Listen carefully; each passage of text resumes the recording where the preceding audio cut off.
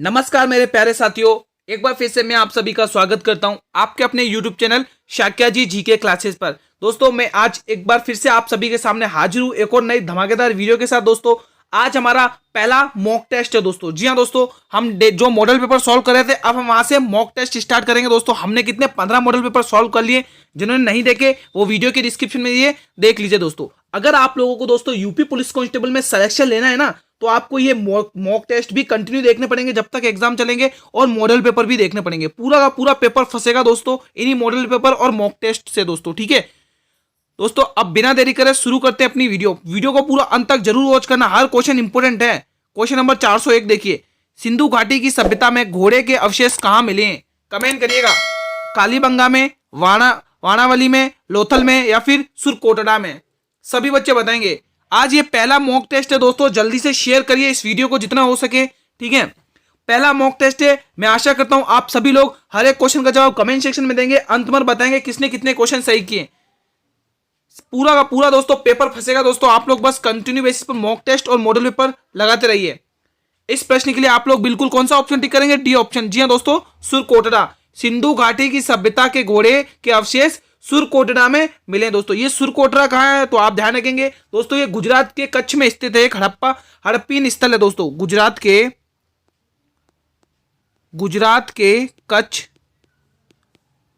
के कच्छ में स्थित एक हड़प्पीन स्थल है दोस्तों। ठीक है, तो इस प्रश्न के लिए आप लोग बी ऑप्शन को टिक करेंगे। आगे बढ़े अपने अगले क्वेश्चन की तरफ। इस वीडियो की अगर आपको पीडीएफ चाहिए, इस मॉक टेस्ट की, पहले मॉक टेस्ट की पीडीएफ चाहिए, आप लोग जुड़िए मेरे टेलीग्राम चैनल पर, जिसका लिंक इस वीडियो के डिस्क्रिप्शन में दिया हुआ है। इस प्रश्न का जवाब दीजिएगा, पंचायती राज संस्थाओं के उच्चतम स्तर कौन से हैं? जल्दी से बताएंगे सभी स्टूडेंट्स। क्या राइट ऑप्शन होगा? जल्दी से बताएं। पहला ऑप्शन पंचायत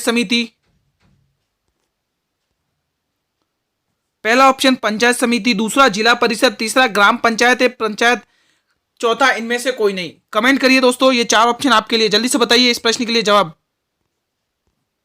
अगर सिलेक्शन लेना है दोस्तों तो आपको ये मॉक टेस्ट और जो मॉडल पेपर है वो पूरे देखने पड़ेंगे दोस्तों, पूरा का पूरा पेपर फंसेगा यहीं से। जल्दी से जवाब दीजिए इस प्रश्न के लिए। इस प्रश्न का सही जवाब जिला परिषद होगा दोस्तों। ऑप्शन बी बिल्कुल सही जवाब रहेगा इस प्रश्न के लिए। पंचायती राज संस्थाओं के उच्चतम स्तर पर पंचायत का जिला परिषद रहता दोस्तों। कौन रहता? जिला परिषद है दोस्तों। अगला क्वेश्चन देखिएगा, क्वेश्चन नंबर 403 देखिए, बहुत ही शानदार क्वेश्चन है दोस्तों। इस प्रश्न का जवाब दीजिए, प्राचीन सिक्कों पर वीणा बजाते हुए दिखलाए गए हिंदू राजा कौन सा था? दोस्तों जल्दी से बताइए। समुद्रगुप्त, विक्रमादित्य, चंद्रगुप्त या फिर हर्षवर्धन? कमेंट करिएगा दोस्तों। एक क्वेश्चन पूछा जाता है कि हर्षवर्धन का दरबारी कवि कौन था? यहां पर दरबारी कवि बाणभट्ट, ध्यान रखेंगे। हर्षवर्धन का दरबारी कवि कौन था दोस्तों? बाणभट्ट था दोस्तों। इन्हीं के बीच में पुलिकेशन दित्य और हर्षवर्धन के बीच में युद्ध हुआ था दोस्तों, ध्यान रखेंगे, बाणभट्ट। यह क्वेश्चन पूछ लिया जाता है एग्जाम में। ठीक है दोस्तों, आप लोग कमेंट करिए, प्राचीन सिक्कों पर वीणा बजाते हुए दिखलाए गए हिंदू राजा कौन सा था दोस्तों? वो था दोस्तों विक्रमादित्य। कौन था दोस्तों? विक्रमादित्य। ऑप्शन बी इस प्रश्न के लिए बिल्कुल सही जवाब है भाई। ऑप्शन बी किस किसने टिक किया है? हाँ भाई, ऑप्शन बी वाले बिल्कुल सही हैं। आगे बढ़ते हैं बिना देरी करें। अगला क्वेश्चन भी देख लीजिए, 404वां प्रश्न देखिएगा, निम्न में से सबसे प्राचीन वाद्य यंत्र कौन सा है? कमेंट करिएगा जिनको आता है दोस्तों। आपके लिए पहला ऑप्शन हो जाएगा सरोद, दूसरा सितार वाद्य यंत्र, तीसरा वीणा वाद्य यंत्र और चौथा तबला वाद्य यंत्र। कमेंट करके बताइए दोस्तों इस प्रश्न के लिए क्या राइट ऑप्शन होगा। दोस्तों तबला का जनक किसे कहा जाता है? अमीर खुसरो को। किसको कहा जाता है? अमीर खुसरो को दोस्तों, है ना, ध्यान रखेंगे, अमीर खुसरो। आप लोग कमेंट करिए इस प्रश्न के लिए, निम्न में से सबसे प्राचीन वाद्य यंत्र कौन सा है दोस्तों? वो है दोस्तों वीणा। दोस्तों कौन सी है? वीणा। वीणा सबसे प्राचीन वाद्य यंत्र है दोस्तों, ध्यान रखेंगे आप सभी बच्चे। ऑप्शन सी दोस्तों आप लोग बिल्कुल टिक करेंगे, सी। ठीक है दोस्तों, आप सी ऑप्शन को टिक करिएगा इस प्रश्न के लिए। दोस्तों आगे बढ़ते हैं। दोस्तों अगर सिलेक्शन लेना तो आपको ये मॉडल पेपर और मॉक टेस्ट जरूर देखने पड़ेंगे दोस्तों, अंत तक वॉच करना आपको ये वीडियो को, हर एक क्वेश्चन इंपॉर्टेंट है आपके लिए। 405वां प्रश्न देखिए, ये मॉक टेस्ट पहला दोस्तों, जो मॉडल पेपर सीरीज चल रही थी ना हमारी, उसी में हम मॉक टेस्ट लेके आ गए। ठीक है, निम्न में से किस देश के साथ भारत की अंतरराष्ट्रीय सीमा नहीं लगती है? क्वेश्चन पूछ रहा, नहीं लगती है। पाकिस्तान, बांग्लादेश, श्रीलंका और भूटान। कमेंट करके बताइए मित्रों। ये चार ऑप्शन आपके सामने गाइस, चार ऑप्शन जल्दी से बताइए इस प्रश्न के लिए। क्या राइट ऑप्शन होगा? आप लोगों को बताना है कि भारत के साथ किस देश की सीमा, अंतरराष्ट्रीय सीमा नहीं लगती है। सभी बच्चे बताएंगे क्या राइट ऑप्शन होगा? वो दोस्तों श्रीलंका देश है दोस्तों। कौन सा देश है? श्रीलंका देश की सीमा दोस्तों, अंतरराष्ट्रीय सीमा भारत देश से नहीं लगती। क्यों नहीं लगती? क्योंकि ये श्रीलंका दोस्तों, आप ध्यान रखेंगे, पूरा का पूरा हिंद महासागर चारों तरफ से घिरा हुआ है। हिंद महासागर से, हिंद महासागर से घिरा हुआ है। हिंद महासागर से, हिंद महासागर से चारों तरफ से घिरा हुआ है। चारों तरफ से, चारों तरफ से घिरा हुआ है। ध्यान रखेंगे सभी बच्चे, ठीक है। तो जो भी स्लाइड पर पढ़ाया जा रहा है उसकी पीडीएफ आपको मेरे टेलीग्राम चैनल पर मिलेगी दोस्तों। आप टेलीग्राम चैनल अभी तक आपने ज्वाइन नहीं किया तो जल्दी से ज्वाइन करिए। लिंक वीडियो के डिस्क्रिप्शन में दिया हुआ है टेलीग्राम चैनल का, ठीक है। जल्दी से ज्वाइन करिए, बिल्कुल फ्री ऑफ कॉस्ट आपको पीडीएफ मिलेगी जो आपके एग्जाम को पॉइंट ऑफ व्यू से इंपॉर्टेंट रहने वाली है। अगला क्वेश्चन, क्वेश्चन नंबर 406 देखिए, रानी लक्ष्मीबाई बांध किस नदी पर बना हुआ है? कमेंट करके बताइएगा। केन नदी पर, रावी नदी पर, रिहांद नदी पर, रिहंद है वहां पे, बेतवा नदी पर। सभी बच्चे कमेंट करके बताएंगे इस प्रश्न के लिए क्या राइट ऑप्शन रहने वाला है। गाइस 4 ऑप्शन आपके सामने, कमेंट करिए, बताइए दोस्तों कौन सा होगा इस प्रश्न के लिए। देखिए पहला ऑप्शन आपके चेन है, दूसरा रावी नदी, तीसरा रिहंद, चौथा बेतवा। ना ही दोस्तों ऑप्शन ए रहेगा, ना ही ऑप्शन बी रहेगा, ना ही सी ऑप्शन, बिल्कुल डी ऑप्शन सही जवाब रहेगा। रानी लक्ष्मीबाई बांध दोस्तों आपके बेतवा नदी पर बना हुआ है दोस्तों, ठीक है। बेतवा नदी का उद्गम की बात करें, इसका उद्गम, उद्गम देखिए दोस्तों, इसका उद्गम ध्यान रखेंगे तो इसका दोस्तों उद्गम होता है दोस्तों विंध्याचल पर्वत श्रृंखला से दोस्तों। विंध्याचल पर्वत, विंध्याचल पर्वत श्रृंखला से इसका उद्गम होता है दोस्तों, ध्यान रखेंगे दोस्तों, ठीक है। इस पर दोस्तों कुछ प्रमुख बांध निर्मित हैं दोस्तों, कुछ प्रमुख बांध यहां पर मैं लिख देता हूं, प्रमुख बांध, कुछ प्रमुख बांध हैं वो भी आप देख लीजिए तो एग्जाम के पॉइंट ऑफ व्यू से इंपॉर्टेंट रहते हैं। जैसे एक हो गया माता टीला बांध, एग्जाम में पूछा जाता है कि माता टीला बांध किस नदी पर बना हुआ है, तो ध्यान रखेंगे बेतवा नदी, माता टीला बांध दोस्तों, ठीक है। माता टीला बांध आप ध्यान रखेंगे ये बेतवा नदी पर ही बना हुआ है। और देखें एक और पूछा जाता है पारिद बांध, पारिद बांध ये भी आपके बेतवा नदी पर ही बना हुआ है दोस्तों, ध्यान रखेंगे आप सभी बच्चे, ठीक है दोस्तों। और भी देख सकते हैं दोस्तों, ये दोस्तों जो बांध है ना, ये झांसी के पास है दोस्तों। अगर ये जो पारी बांध है ना, वो दोस्तों आप ध्यान रखेंगे, पारी बांध दोस्तों आपके झांसी के पास है दोस्तों, झांसी, ठीक है दोस्तों, ध्यान रखेंगे। और वहीं माता टीला बांध की बात करें तो माता टीला बांध भी आप ध्यान रखेंगे, ये आपके मध्य प्रदेश और उत्तर प्रदेश के बीच में है, ये एमपी प्लस यूपी के बीच में है ये दोस्तों, ठीक है, ध्यान रखेंगे। ये कुछ इंपॉर्टेंट फैक्ट है जो सीधे एग्जाम में छपने योग्य हैं आपके। अगला प्रश्न देख लीजिएगा, क्वेश्चन नंबर 407 देखिए, किस शब्द में उपसर्ग नहीं है? आप लोगों को कमेंट करके बताना। ये 4 ऑप्शन गाइस, पहला ऑप्शन मैं आपको बता देता हूं, पहला ऑप्शन आपके लिए पराजय हो जाएगा, दूसरा अपवाद हो जाएगा, तीसरा प्रभाव हो जाएगा और चौथा ओढ़ना हो जाएगा। कमेंट कर दीजिए दोस्तों, 4 ऑप्शन आपके सामने।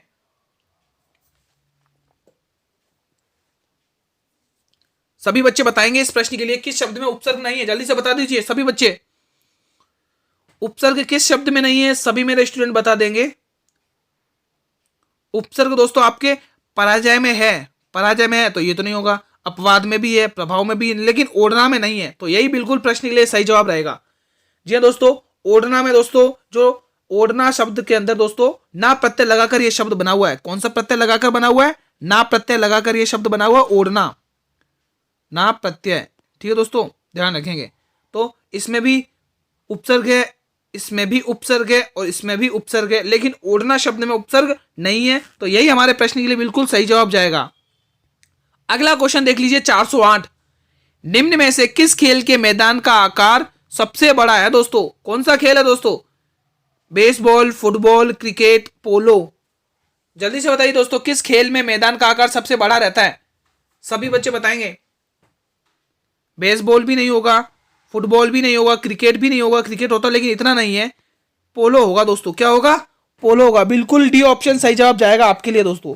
दोस्तों पोलो से याद आता है, यहाँ पे किसकी मौत हुई थी दोस्तों पोलो खेलते हुए? किस शासक की मौत हुई थी दोस्तों पोलो खेलते हुए? किसी को पता है? पोलो खेलते हुए दोस्तों कुतुबुद्दीन ऐबक की मौत हो गई थी दोस्तों, कुतुबुद्दीन ऐबक की यहाँ पर मृत्यु हुई थी दोस्तों। कुतुबुद्दीन ऐबक। जो किसका गुलाम था दोस्तों? ये कुतुबुद्दीन ऐबक मोहम्मद गौरी का गुलाम था दोस्तों ये, है ना।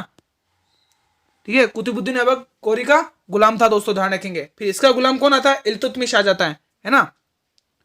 अगले प्रश्न की तरफ बढ़ते हैं। क्वेश्चन नंबर देखिए 409।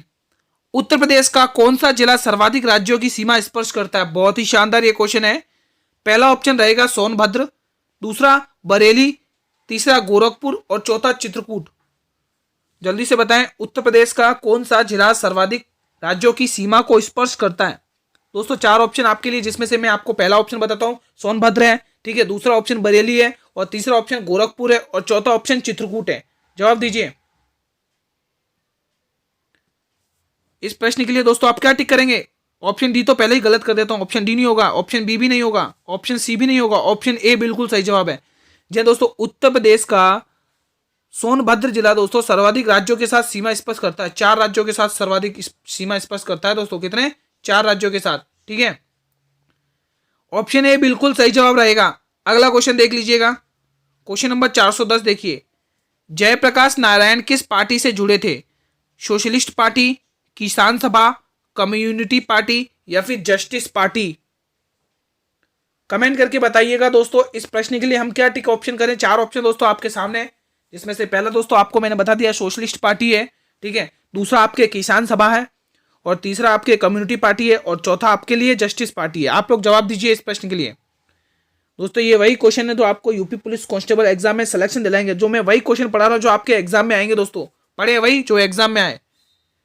जयनारायण प्रकाश किस पार्टी से जुड़े थे दोस्तों? जल्दी से बता दीजिए। जयनारायण जुड़े थे दोस्तों सोशलिस्ट पार्टी से। किससे जुड़े थे दोस्तों?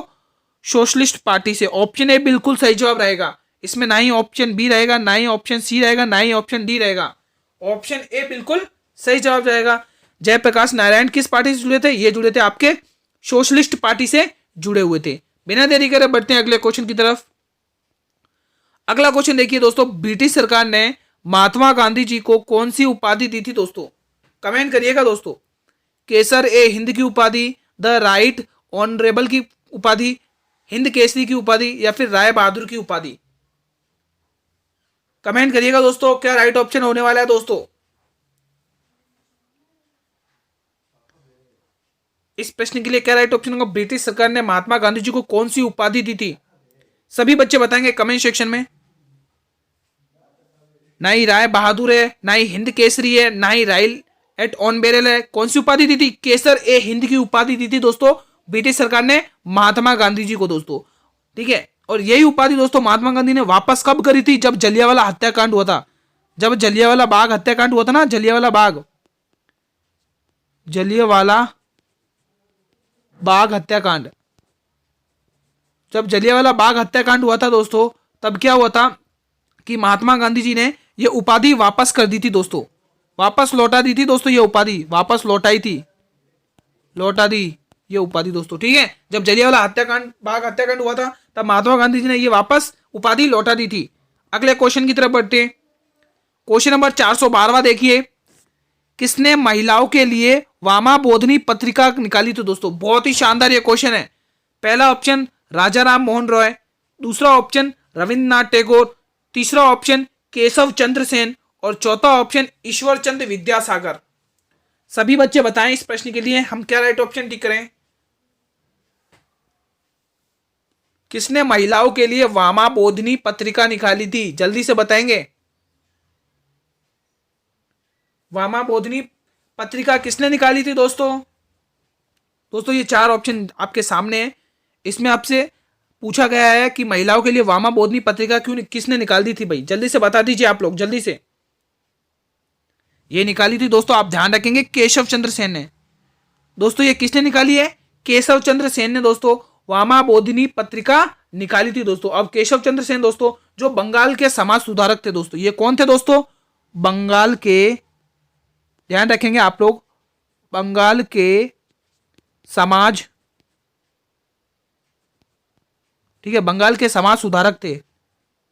तो आप ये लोग ध्यान रखेंगे, ये बंगाल के समाज सुधारक हुआ करते थे। आप लोग ऑप्शन सी को बिल्कुल सही टिक करेंगे। बढ़े अब बिना देरी करे अगले क्वेश्चन की तरफ। चलिए दोस्तों अगले क्वेश्चन की तरफ बढ़ते हैं। हमारा अगला क्वेश्चन देखिए, 413 है। बहुत ही शानदार ये क्वेश्चन है रीजनिंग का। दर्जी से सुई का संबंध है तो उसी तरह से प्लम्बर का आपको उसके साथ संबंध बताना है। जल्दी से बताइए। रीजनिंग का क्वेश्चन है दोस्तों, इस क्वेश्चन में कोई गलती नहीं करेगा दोस्तों, इजी क्वेश्चन है। पहला ऑप्शन आपके लिए रहेगा दोस्तों, देखिए पहला ऑप्शन में आपको लकड़ी देता हूं, दूसरा ऑप्शन पाना है, तीसरा ऑप्शन मेज है और चौथा ऑप्शन नल है। आप लोग बताइए क्या राइट ऑप्शन होगा। अगर आप लोगों को दोस्तों दिल्ली पुलिस कांस्टेबल में सिलेक्शन लेना है तो इन क्वेश्चंस को दोस्तों रटना पड़ेगा दोस्तों। जो भी मॉडल पेपर आपको दिए जा रहे हैं इस चैनल से उनको आप पढ़िए अच्छे से। जो भी मॉक टेस्ट लगाए जा रहे हैं उनको भी दीजिए, अपना टेस्ट दीजिए। उस मॉक टेस्ट में दोस्तों डेली ये क्लास आपके 8 PM पर आती है दोस्तों, और आपको 8 PM पर डेली बेसिस पर टेस्ट देना है। आप लोग देखते ही नहीं दोस्तों, टेस्ट दिया करें, रेस्पॉन्स किया करें। आपके रेस्पॉन्स से हमें मोटिवेशन मिलता है दोस्तों, ठीक है। आप लोगों के 2024 में दोस्तों वर्दी लेना है ना, तो सिलेक्शन लेना है तो पढ़ना पड़ेगा आपको। दर्जी देखिए दोस्तों, दर्जी के पास क्या होती है दोस्तों, काम करने के लिए सुई होती है ना, तो उसी तरह से प्लम्बर के लिए काम करने के लिए क्या होता है, पाना होता है दोस्तों। प्लम्बर के पास क्या होगा, पाना होगा। तो आप लोग ऑप्शन बी को बिल्कुल सही जवाब टिक करेंगे। बढ़े अगले प्रश्न की तरफ बिना देरी करें। अगला प्रश्न देख लीजिएगा, क्वेश्चन नंबर 414 देखिए दोस्तों, बहुत ही शानदार ये क्वेश्चन है। 414 देखिए, गोमती नदी के किनारे कौन सा शहर बसा हुआ है। दोस्तों ये क्वेश्चन तो फिक्स है, आप लोग स्टार लगा दीजिए। एक ना एक क्वेश्चन आपको पूछा जाएगा, एक तरफ या फिर ऐसे दे दिया जाएगा, एक तरफ नदियां दे दीजिएगी और दूसरी तरफ आपको उनके शहर दे देंगे, और आपको सुमिलित करना पड़ेगा कि कौन सा शहर किसके सुमिलित है और कौन सा गलत है, ये आपको टिक करना पड़ेगा, है ना। तो क्वेश्चन किसी भी प्रकार से पूछ सकता, हमें तैयारी तगड़ी करनी है। गोमती नदी के किनारे आपके लखनऊ है, जबलपुर है, हैदराबाद है या अहमदाबाद है, कमेंट करिएगा। बहुत ही शानदार ये क्वेश्चन है, सभी बच्चे बताएंगे दोस्तों। गोमती नदी के किनारे दोस्तों 4 ऑप्शन आपके सामने मैंने दे दिए, जल्दी से बताइए। तो गोमती नदी के किनारे आप लोग ध्यान रखेंगे दोस्तों, कौन सा शहर बसा हुआ है, तो गोमती नदी के किनारे आपका लखनऊ शहर बसा हुआ है दोस्तों। यूपी की राजधानी लखनऊ बसी हुई है दोस्तों, ध्यान रखेंगे दोस्तों, ठीक है। और वहीं अगर हम आप जबलपुर की बात करें तो जबलपुर किस नदी के किनारे बसा हुआ है, तो आप ध्यान रखेंगे ये नर्मदा नदी के किनारे बसा हुआ है दोस्तों। नर्मदा नदी, यहां पर ध्यान रखेंगे ये आपके नर्मदा नदी के किनारे बसा हुआ है। अगर हम बात कर रहे हैं हैदराबाद शहर बसा हुआ आपके मूसी नदी पर दोस्तों। किस नदी पर, मूसी नदी पर दोस्तों। हैदराबाद शहर आपके मूसी नदी पर बसा हुआ है। अगर वहीं हम बात करें अहमदाबाद की, तो अहमदाबाद आपके साबरमती नदी के किनारे बसा हुआ है। साबरमती नदी के किनारे ये शहर बसा हुआ है। और लखनऊ तो आपको जस्ट अभी मैंने बताया गोमती नदी के किनारे बसा हुआ है, गोमती नदी, ठीक है दोस्तों। तो ये कुछ इंपॉर्टेंट फैक्ट के क्वेश्चन हैं जो सीधे आपके एग्जाम में पूछे जाएंगे। जो आपके 18 फरवरी का पेपर होगा, पूरा का पूरा पेपर आपके इन मॉडल पेपर और जो भी मॉक टेस्ट चालू हुए हैं उनसे ही फंसेगा आपके पूरा का पूरा पेपर।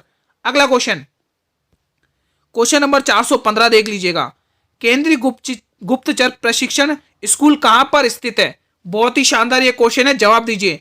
पहला ऑप्शन रहेगा नई दिल्ली, दूसरा ऑप्शन आपके लिए रहेगा कोलकाता, तीसरा ऑप्शन रहेगा चेन्नई और चौथा ऑप्शन रहेगा मुंबई। कोलकाता तो सभी को पता है, हुगली नदी पर बसा हुआ है दोस्तों, है ना, हुगली नदी दोस्तों, ठीक है। कमेंट करिए दोस्तों, केंद्रीय गुप्तचर प्रशिक्षण स्कूल कहां पर स्थित है। सभी बच्चे आंसर कमेंट करेंगे कमेंट बॉक्स में। इस प्रश्न के लिए क्या राइट ऑप्शन होगा। इस प्रश्न के लिए ना तो आपके ऑप्शन ए सही है, ना ही डी सही है, ना ही सी सही है। सही क्या है, कोलकाता है दोस्तों। आप लोग कोलकाता टिक करेंगे। किस किसने टिक किया कोलकाता भाई, कोलकाता टिक करेंगे इस प्रश्न के लिए, बिल्कुल सही जवाब। बढ़े अब अगले क्वेश्चन की तरफ, बिना देरी करें अगले क्वेश्चन की तरफ बढ़ते हैं। अगला क्वेश्चन देख लीजिए 416, बहुत ही शानदार क्वेश्चन है, रीजनिंग का क्वेश्चन है। और जब भी आपके ब्लड रिलेशन के क्वेश्चन आते हैं तो दोस्तों आपको माइंड में सॉल्व करना है दोस्तों, विदाउट यूजिंग पेन, क्योंकि कंपटीशन बहुत टफ है। एक तस्वीर की ओर इशारा करते हुए रमन क्या बोलता है। रमन ये कहता है कि इस तस्वीर में दिखने वाले जो पुरुष है ना, वो मेरी बहन की बेटी के नाना है, वो मेरे बहन की बेटी के नाना है। तो रमन के बेटे का तस्वीर में दिखने वाले पुरुष से क्या संबंध है, कमेंट करिएगा। अब इस क्वेश्चन को आप ओरली कैसे सॉल्व करेंगे वो भी देख लीजिएगा थोड़ी देर में। जल्दी से पहले आप लोग जवाब दीजिए। मैं आपको पहला ऑप्शन देता हूं पोता, दूसरा पिता, तीसरा भांजा और चौथा बेटा। मैंने आपको ये 4 ऑप्शन दिया, आप लोग कमेंट करिए इस प्रश्न के लिए क्या राइट ऑप्शन रहेगा। सभी बच्चे बताएंगे इस क्वेश्चन को कैसे ध्यान से सॉल्व करना है। दिमाग से दोस्तों पढ़ने का है आपको, विदाउट पेन यूज करना है, विदाउट पेन चिल, है ना। देखिए दोस्तों अब ध्यान से देखिए, रमन ने कहा, रमन ने क्या कहा कि तस्वीर में जो पुरुष है, अब देखिए रमन बोल रहा है कि तस्वीर में जो पुरुष है, चलो हमने तस्वीर में पुरुष मतलब पुरुष मेरी बहन की बेटी के नाना है, मतलब मेरी बहन है, मेरी बहन की बेटी है एक, ठीक है, बेटी के नाना है, तब बेटी के जब नाना है तो मेरी बहन के तो पिता हुए, जब मेरी बहन के पिता है तो वो मेरे भी पिता है कि नहीं पिता, पक्की बात है ना। अब आगे क्या बोल रहा है, तो उसी प्रकार रमन के बेटे, अब रमन का एक बेटा है, तो रमन का बेटा उस तस्वीर में देखता है, तो उस रमन का बेटे से उस पुरुष का क्या संबंध है, तो आप देखिए जब रमन के जो नाना वो सॉरी बहन के बेटी के जो नाना है ना, वो तो रमन के पिता है, तो रमन के पिता है तो रमन का बेटा उनसे क्या संबंधित होगा, तो रमन का बेटा तो उनका पोता लगेगा ना दोस्तों। तो आप लोग ए ऑप्शन को टिक करेंगे दोस्तों। देखिए दोस्तों, ना मैंने पेन उठाया ना पेंसिल है, विदाउट ओरल किया है, ऐसे ही क्वेश्चन को आप सॉल्व करेंगे ओरली, ठीक है। तो अभी तक जो पिता टिक कर रहे थे गलत है भाई, सी ऑप्शन भी गलत है, डी ऑप्शन भी सही है, डी ऑप्शन भी गलत है, तो आप लोग ए ऑप्शन को टिक करेंगे दोस्तों। इसी प्रकार से तैयारी करेंगे शानदार तरीके से, है ना, क्योंकि हमें सिलेक्शन लेना है दोस्तों, इस बार तो सिलेक्शन लेना, इस बार आर के तो पार। अगला क्वेश्चन देख लीजिए आप लोग, क्वेश्चन नंबर 417 देख लीजिए दोस्तों। भारत में मानव अधिकार संरक्षण अधिनियम कब लागू हुआ था दोस्तों, यहाँ पे अधिकार है, ठीक है। आप लोग कमेंट करके मुझे बताइए दोस्तों कि हमारे भारत में मानव अधिकार संरक्षण अधिनियम कब लागू हुआ था। आपको मैं पहला ऑप्शन देता हूं 1970 में, दूसरा ऑप्शन देता हूं 1975 में, तीसरा ऑप्शन देता हूं 1993 में, और चौथा ऑप्शन देता हूं 2006 में। जल्दी से बता दीजिए दोस्तों क्या राइट ऑप्शन होगा। भारत में मानव अधिकरण संरक्षण अधिनियम कब लागू हुआ था, सभी बच्चे बताएंगे दोस्तों। मैंने आपको 4 ऑप्शन दिया, आपको चुनना है 4 ऑप्शन में से सही ऑप्शन, जल्दी से बताएं। इसके लिए सही ऑप्शन 1993 ईस्वी होगा दोस्तों। क्या होगा, 1993 ईस्वी में दोस्तों भारत में मानव अधिकार संरक्षण अधिनियम लागू हो गया था दोस्तों, 1993 ईस्वी में। ऑप्शन बी सी बिल्कुल सही जवाब रहेगा इस प्रश्न के लिए। अगला क्वेश्चन देख लीजिए बिना देरी करें, 418वां प्रश्न देखिए। अमीर खुसरो का किसका दरबारी कवि था दोस्तों। अमीर खुसरो जिसको तबला का जनक कहा जाता है, तबला का जनक कहा जाता है दोस्तों, ये किसका दरबारी कवि था ये भी बता दीजिए। क्या ये अलाउद्दीन खिलजी का दरबारी कवि था, क्या ये रजिया सुल्तान का दरबारी कवि था, क्या ये इल्तुतमिश का दरबारी कवि था, क्या ये बलबन का दरबारी कवि था, कमेंट करिएगा दोस्तों। रजिया सुल्तान, जल्दी से बताइए दोस्तों किसका बेटा था ये, किसका दरबारी कवि था। इल्तुतमिश कौन था दोस्तों, कुतुबुद्दीन ऐबक का गुलाम था दोस्तों, ध्यान रखेंगे, है ना। सभी बच्चे बताएं इस प्रश्न के लिए। अमीर खुसरो दोस्तों आपके अलाउद्दीन खिलजी का क्या था, गुलाम था दोस्तों, नहीं गुलाम नहीं, दरबारी कवि था। क्या था, दरबारी कवि था, जिसको हम शॉर्ट में क्या बोलते एके, है ना। तो ये अलाउद्दीन खिलजी का दरबारी कवि हुआ करता था। जैसे हर्षवर्धन का दरबारी कवि कौन था, बाणभट्ट था ना, तो उसी प्रकार से अमीर खुसरो किसका दरबारी कवि था, अलाउद्दीन खिलजी का। अगला क्वेश्चन, क्वेश्चन नंबर 419 देखिए। भारत पर तैमूर ने किस वर्ष में आक्रमण किया था। तैमूर लंग ने दोस्तों किस वर्ष में आक्रमण किया था भारत पर, 1417 में, 1213 में, 1294 में या 1398 में, कमेंट करके बता दीजिए आप लोग। अगर अमीर खुसरो की और बात कर ली जाए दोस्तों, उसको दोस्तों भारत का तोता कहा जाता है ना, कव्वाली भी कहा जाता है। बताइए जल्दी से, तैमूर लंग ने दोस्तों भारत पर आक्रमण किस वर्ष में किया था। इसने आक्रमण किया था 1398 में दोस्तों, 1398 में इसने भारत पर आक्रमण किया था दोस्तों, दिल्ली को लूटा था दोस्तों, ध्यान रखेंगे, दिल्ली को लूटा था दोस्तों इसने, है ना, दिल्ली को लूटा था दोस्तों, ध्यान रखेंगे सभी बच्चे, दिल्ली को लूटा था। अगला क्वेश्चन 420, मुद्राक्षस निम्न में से किस भाषा में लिखी गई थी। पहला ऑप्शन संस्कृत भाषा में, दूसरा ऑप्शन आपके लिए हो जाएगा दोस्तों तमिल भाषा में, तीसरा ऑप्शन हिंदी भाषा में, और चौथा फारसी भाषा में। जल्दी से जवाब दीजिए। हर एक क्वेश्चन आपके लिए दोस्तों कितना इंपॉर्टेंट है, देखिए आप लोग, इसमें प्रीवियस ईयर के क्वेश्चंस भी हैं, पिछले पेपर कैसे आए थे उनमें से मैंने क्वेश्चंस लेके आया हूं आप लोगों के लिए, क्योंकि आपको भी पता है कि प्रीवियस ईयर की क्वेश्चंस हर एक एग्जाम में इंपॉर्टेंस रहती है उसकी। मुद्राक्षस, जिसको दोस्तों इसके लेखक कौन है मुद्राक्षस के, विशाखा दत्त। कौन है, विशाखा दत्त, विशाखा दत्त, ध्यान रखेंगे दोस्तों, ठीक है, इसके लेखक हैं। तो इसको किस भाषा में लिखा गया था, इसको संस्कृत भाषा में लिखा गया था दोस्तों, ध्यान रखेंगे।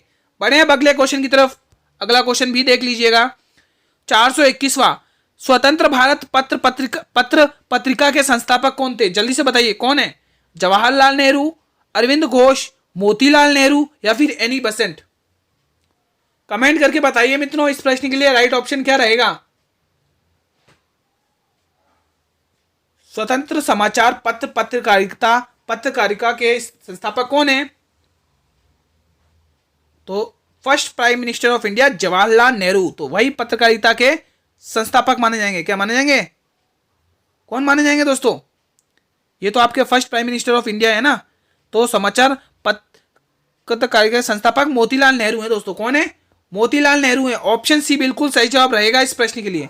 पंडित जवाहरलाल नेहरू तो first prime minister of India थे दोस्तों। ठीक है, अगला क्वेश्चन, क्वेश्चन 422, कटु का विलोम शब्द बताइएगा सभी बच्चे। सभी बच्चे बताएंगे कटु का विलोम शब्द। मिष्ठान, मधु, मिठाई या मीठा? वो क्या होगा इस प्रश्न के लिए राइट ऑप्शन? दोस्तों अगर आपको 2024 में सिलेक्शन लेना है, यूपी पुलिस कांस्टेबल में सिलेक्शन लेना है, तो आप लोगों को पढ़ना पड़ेगा कंसिस्टेंसी से। आप लोगों को ये सभी मॉक टेस्ट, जो आज मैंने पहला मॉक टेस्ट चालू किया है, इसको जितना हो सके उतना शेयर करिए। इसमें इंपॉर्टेंट क्वेश्चन से, प्रीवियस ईयर के क्वेश्चन से और सीधा एग्जाम को टारगेट करते हुए ये मॉक टेस्ट दोस्तों, आपके एग्जाम है ना 18 फरवरी को, तब तक चलेंगे। आपको डेली बेसिस पर टेस्ट देना है। ठीक है, और जो भी मॉडल पेपर अभी तक मैंने कितने 16 मॉडल पेपर कंप्लीट करा दिए हैं, वो जिन्होंने नहीं देखे वो जल्दी से जाए, वीडियो के डिस्क्रिप्शन में प्लेलिस्ट का लिंक दिया हुआ है, सारे के सारे मॉडल पेपर देख लें। पूरा का पूरा पेपर फंसा देंगे इसी मॉडल पेपर में से दोस्तों। जल्दी से जवाब दीजिए। कटु का विलोम क्या है? मधु है दोस्तों। क्या है? मधु है। ऑप्शन बी इस प्रश्न के लिए बिल्कुल सही जवाब जाएगा। अगला क्वेश्चन भी देख लीजिए बिना देरी करें। 423, गीता रहस्य नामक पुस्तक के लेखक कौन है दोस्तों? कमेंट करिए। महात्मा गांधी जी, दयानंद सरस्वती, बाल गंगाधर तिलक या फिर रविन्द्रनाथ टैगोर दोस्तों। लाल बाल पाल है ना, तिगड़ी है दोस्तों इनकी, लाल बाल पाल की दोस्तों है ना।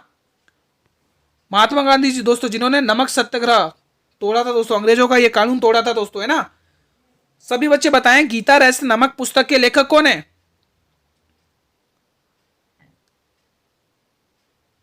सभी बच्चे बताएंगे क्या राइट ऑप्शन होगा इस प्रश्न के लिए? स्वामी दयानंद सरस्वती कौन है? आर्य समाज के फाउंडर हैं, आर्य समाज के संस्थापक हैं है ना, ध्यान रखेंगे। इन्होंने नमक सत्याग्रह तोड़ा था, अंग्रेजों का कानून, नमक का कानून तोड़ा था दोस्तों है ना, ध्यान रखेंगे सभी बच्चे। आप लोग बताइए दोस्तों, इस पुस्तक के लेखक है बाल गंगाधर तिलक दोस्तों। कौन है? बाल गंगाधर तिलक दोस्तों। ऑप्शन सी बिल्कुल सही जवाब रहेगा। रविन्द्रनाथ टैगोर को, जिसको दोस्तों भारत में सबसे पहला नोबेल पुरस्कार मिला था 1913 में दोस्तों। ठीक है, नोबेल पुरस्कार से सम्मानित किया था भारत में, या फिर एशियाई भी कह सकते हैं। एशियाई में पहला नोबेल पुरस्कार रविन्द्रनाथ टैगोर को मिला था। इनकी एक रचना हुआ करती थी रत्नावली, नहीं रत्नावली नहीं, गीतांजलि। इनकी एक रचना थी गीतांजलि। उन्हीं पर दोस्तों इनको नोबेल पुरस्कार मिला था भारत में सबसे पहले। अगला क्वेश्चन एग्जाम में पूछा जाता है इसलिए बताया। 424वां, निम्न में से कौन सा रोग बैक्टीरिया के कारण होता है? इन्फ्लुएंजा, निमोनिया, जुकाम या फिर चेचक? कमेंट करके बताएं। वो रोग होता है दोस्तों आपको निमोनिया दोस्तों। कौन सा रोग होता है बैक्टीरिया से? निमोनिया रोग। बी ऑप्शन सही जवाब। अगला क्वेश्चन 425वां, नालंदा विश्वविद्यालय की स्थापना किस युग में की गई थी? कुषाण, गुप्त, मौर्य या पाल? इजी प्रश्न है, कोई गुंजाइश नहीं है गलत करने की, गुप्त काल में। ठीक है दोस्तों, आज हम यहां पर समाप्त करते अपना पहला मॉक टेस्ट। कौन सा है ये? हमारा पहला मॉक टेस्ट आज हम अपना समाप्त करते हैं। इससे पहले हमने 16 मॉडल पेपर सॉल्व कर लिए। जिन्होंने नहीं देखे वो जाएगा, वीडियो के डिस्क्रिप्शन में प्लेलिस्ट का लिंक दिया हुआ है, बिल्कुल कंटिन्यूटी से आप लोग देख लीजिए उन मॉडल पेपर को। दोस्तों अगर आप लोग ये मॉक टेस्ट और मॉडल पेपर एग्जाम से पहले देखकर चले जाते हैं तो मैं दावे के साथ बोल रहा हूं पूरा का पूरा पेपर फंस कर आएगा इन्हीं मॉडल पेपर में से। ठीक है, पूरा का पूरा पेपर फंस कर आएगा दोस्तों, ध्यान रख लीजिएगा दोस्तों। ठीक है, अगर ये वीडियो अच्छी लगी हो तो इस वीडियो कर देंगे लाइक और अपने सभी मित्रों में इस वीडियो को भी शेयर करके आ जाएंगे। जितने भी मित्र हैं उन सभी मित्रों में ये मॉक टेस्ट आपको शेयर होना चाहिए, आपकी जिम्मेदारी, जल्दी से शेयर कर दीजिए। वीडियो अच्छी लगी हो तो वीडियो को भी कर देंगे लाइक दोस्तों। ठीक है, और दोस्तों चैनल पर भी पहली बार विजिट कर रहे हो तो आप लोग चैनल को भी कर लीजिएगा सब्सक्राइब और बेल नोटिफिकेशन को भी प्रेस कर दीजिएगा दोस्तों, ताकि मैं जब भी नई वीडियो को अपलोड करूं तो सबसे पहले नोटिफिकेशन आप लोगों को ही मिले दोस्तों। वीडियो की अगर आपको पीडीएफ चाहिए तो आप लोग जुड़िए मेरे टेलीग्राम चैनल पर, जिसका लिंक इस वीडियो के डिस्क्रिप्शन में दिया हुआ है। कल मिलेंगे इसी टाइम पर, जुड़ना ना भूलेंगे। तब तक के लिए मित्रों, जय हिंद, जय भारत।